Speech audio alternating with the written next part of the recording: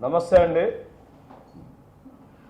నా పేరు శ్రీనివాసరావు, అందరూ ఆర్ఎస్ఆర్ అని అంటారు. నేను వైఎస్ఆర్సీపీ సేవాదల్ కార్యదర్శిని, రాష్ట్ర కార్యదర్శిని. నెల్లూరు జిల్లా నుంచి సెక్రటరీగా ఎన్నికవడం జరిగింది. ఈ యొక్క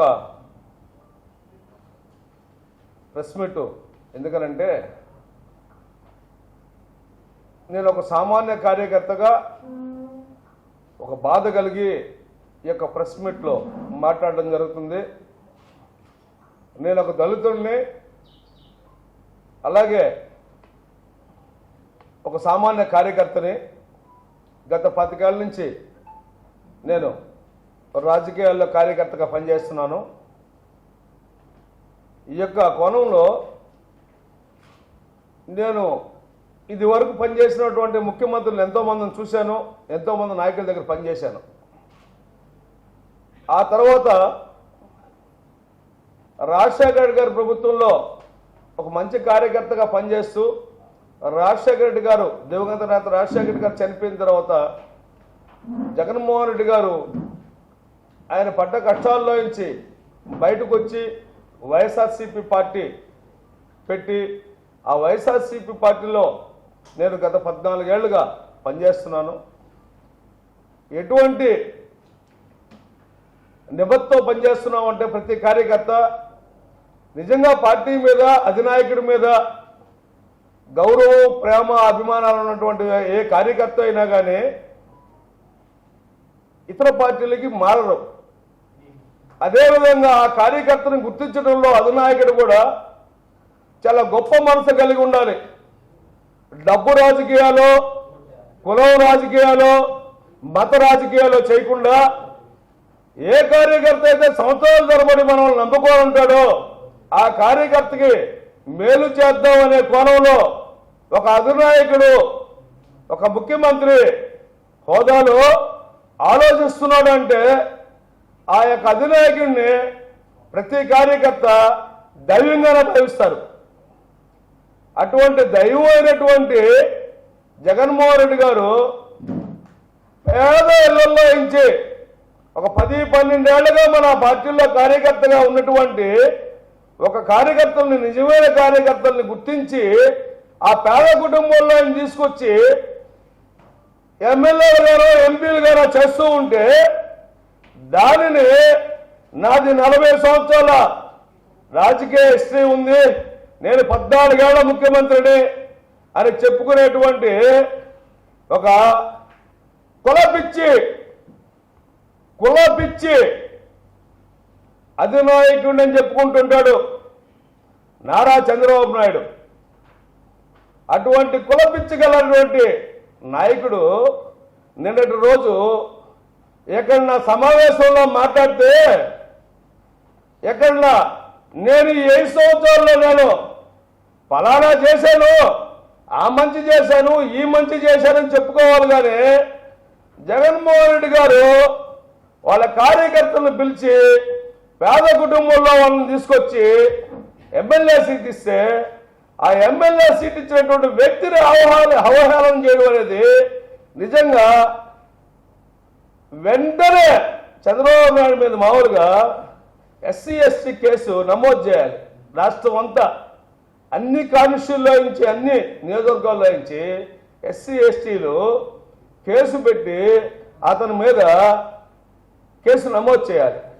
ఎందుకనంటే ఒక మాదిగ కులంలో నుంచి, SC కులంలో నుంచి MA BEd చేసినటువంటి ఒక వ్యక్తి కష్టపడి వాళ్ళ కుటుంబాన్ని పోషించుకుంటూ ఉంటే, గత 12 ఏళ్ల నుంచి వైఎస్ఆర్సీపీలో పదవులు లేకుండా సామాన్య కార్యకర్తగా పనిచేస్తూ ఉన్నటువంటి ఒక వ్యక్తిని ఎంత గొప్ప మనసు కావాలంటే, ఒక కార్పొరేటివ్ సీట్ ఇవ్వాలంటే మన కార్పొరేషన్ లిమిట్స్లోనూ మన జిల్లాల్లోనూ ఒక కార్పొరేటరు ఒక జడ్పీటీసీ రావాలంటేనే మనం వీడు ఖర్చు పెట్టగలడా లేడా, ఈ కార్యకర్త ఖర్చు పెట్టుకోగలడా లేడా అని చెప్పని అనేక రకాలు అనేక మార్లు ఆలోచించి మామూలు సాదాసీదా టికెట్లు ఇవ్వడం జరుగుతుంది.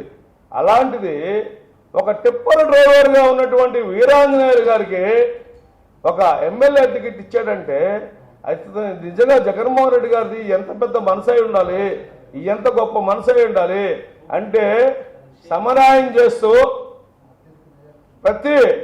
అన్ని సమాజ వర్గాలకి సమన్వయం చేస్తూ ప్రతి కులంలో నుంచి ప్రతి పదవిలో నుంచి ప్రతి ఒక్కరికి సమన్వయం చేయాలని మనం ఇదివరకు చూసాం. ఇప్పుడు కొత్తగా చెప్పుకోవట్లే, మనం ఇదివరకు చూసాం.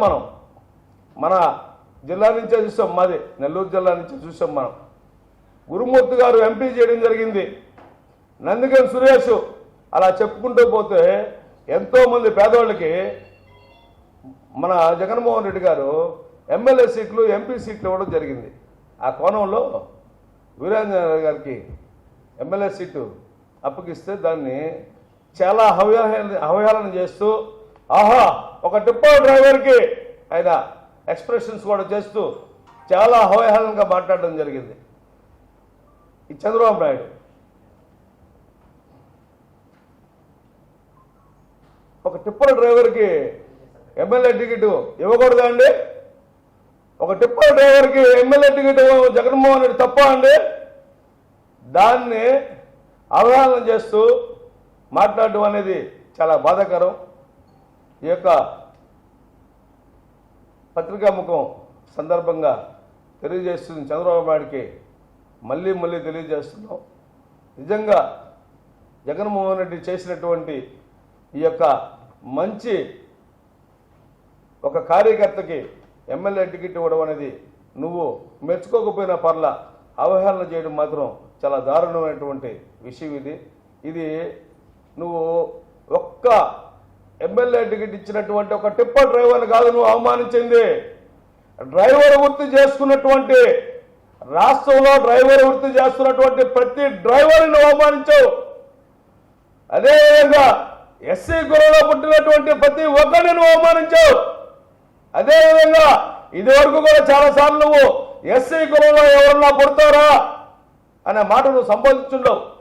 ఈరోజు ఎస్సీ కులంలో పుట్టి ఒక డ్రైవర్గా ఉండి ఎంఏ బీఈడీ చేసినటువంటి అతన్ని నువ్వు ఇంత దారుణంగా అవమానిస్తున్నావు అంటే నువ్వు ఈరోజు జగన్మోహన్ రెడ్డి గారు ఇచ్చినటువంటి ఆ ఎమ్మెల్యే టికెట్ కలిగినటువంటి ఆ వ్యక్తిని కాదు నువ్వు అవమానిస్తున్నావు. రాష్ట్రంలో ఉన్నటువంటి ప్రతి డ్రైవర్ని అవమానిస్తున్నావు, రాష్ట్రంలో ఉన్నటువంటి ప్రతి ఎస్సీ వ్యక్తిని అవమానిస్తున్నావు. ఈరోజు నీకు చేసుకునేది నువ్వు చేసినట్టు చెప్పుకోవడానికి ఏమీ లేక, రాష్ట్రంలో నువ్వు చేసిన మంచి ఏమీ లేక నీకు చెప్పుకునేటివి రెండే ఉంటాయి. నాది 45 సంవత్సరాలు రాజకీయ చరిత్ర, నాది 14 సంవత్సరాలు ముఖ్యమంత్రి, నేను ఈ రెండే చెప్పుకోగలవు. నువ్వు అంతకు మించి నువ్వేం చెప్పుకోలేవు. నువ్వు డబ్బున్న బడా నాయకులకి ఇస్తావు. ఒక పార్టీలో డబ్బుండి బాగా బలంగా ఎదిగిన వ్యక్తుల్ని ఎన్నుకుంటావు, నువ్వు వాళ్ళని బ్లాక్మెయిల్ చేస్తావు, వాళ్ళని తీసుకెళ్తావు. నీకు అభ్యర్థులు దొరకరు, నీకు అభ్యర్థులు దొరకరు కాబట్టి మా నెల్లూరు జిల్లా నుంచి కూడా ఒక ధనికుడిని నువ్వు బతిలాడుకోనో బామాడుకోనో తీసుకెళ్ళగలిగావు. సరేనా?